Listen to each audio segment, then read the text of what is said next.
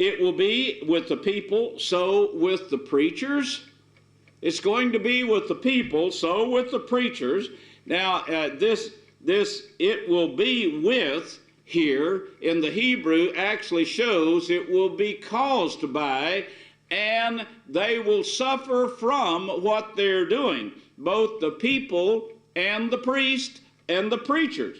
If you see today what mankind has brought upon himself, the preachers have not only stopped talking about, stopped condemning such things as fornication and adultery, but they also have joined in the practice, even sodomy, and to where the world has almost become like Sodom and Gomorrah. Early Middle Ages, you find local Roman people, local barons and people, they wanted the temporal power, and the only way they could get their hands on it was by getting their hands on the office of the Pope.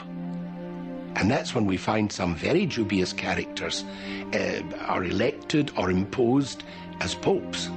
Over the course of the next 800 years, despite reformers, the Vatican and the world weathered a recurring plague of unethical, immoral men. I was just reading an article where they were talking about the high percentage of sodomites in some of the huge religious organizations, and said that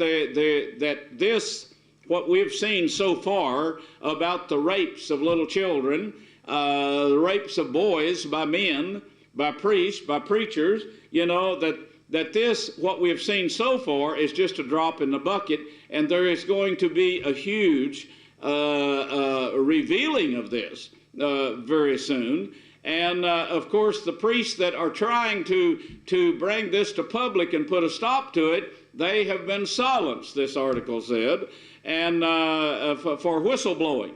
So it's going to, it's getting worse every day.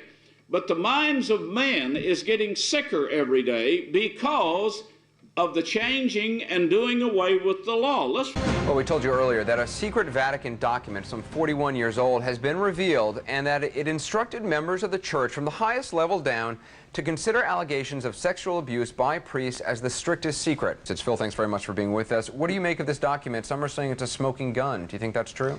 Well, I think it lays out the plan that the Vatican had. It's almost as if it's a textbook that all the bishops were taking their lessons from.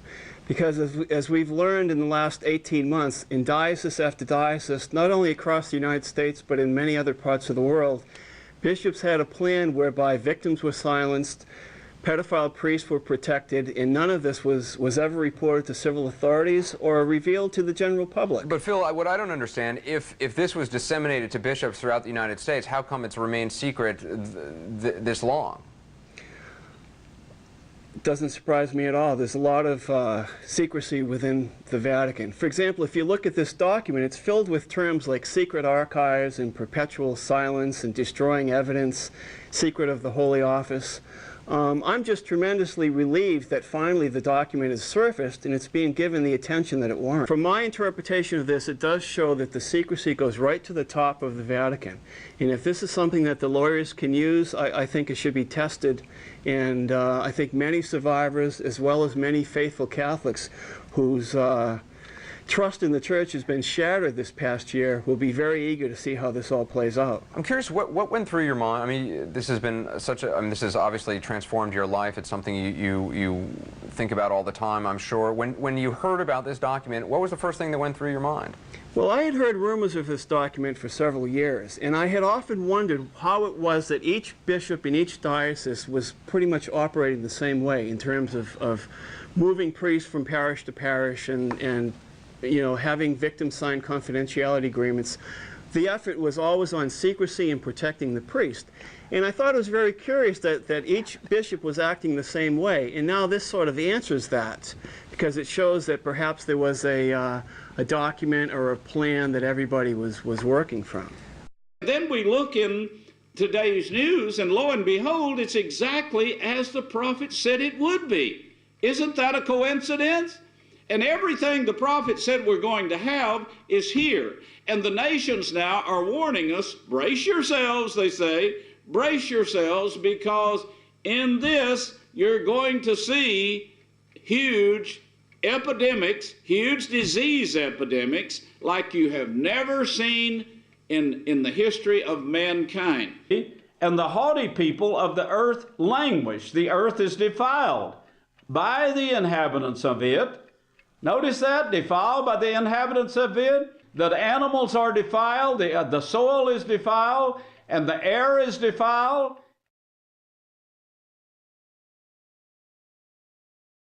What we have to realize is that we have this little bit of atmosphere around our world, and that little is very, very thin. Scientists made a frightening discovery. Increasing global temperatures were causing the Greenland ice sheet to melt at an alarming rate. If the ice sheet once begin to disintegrate, what can you do about it? You can't tie a rope around the ice sheet. You can't build a wall around the ice sheets. It will be a situation that is out of our control.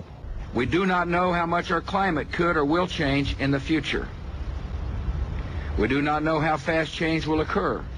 What is the window of opportunity we have here to do anything about this? I've heard recent talks by some researchers say 10 years, no more. If we continue on business as usual, it will be this century, and very possibly before the middle of the century. That we may well have as little as 10 years. The rate of movement of the glaciers is accelerating so much that it could melt within a couple of centuries. It could be 100 years from now, or it could be a few decades from now.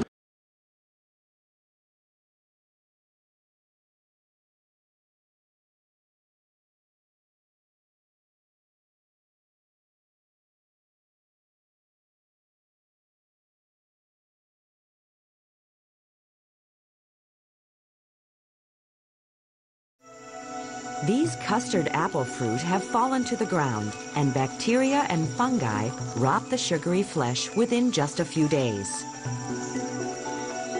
After a tree removes as much protein and nutrients as possible from its leaves, it sheds them.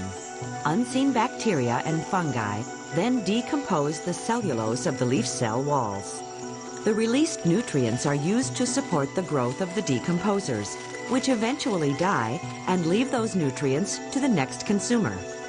Yellow slime molds feed on the bacterial and fungal decomposers by streaming over the surface of decaying matter on the forest floor and engulfing anything small enough to be taken up. The bulk of these mushrooms is underground or embedded in wood, degrading cellulose and taking up the released sugars.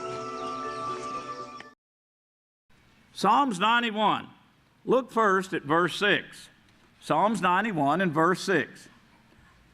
Nor of the pestilence that walks in darkness, nor of the destruction. Remember what we just read now in Isaiah 24:10. Nor of the destruction that waste at noonday. Waste at noonday. Get that. Write it down. Make you a note there. Waste at noonday.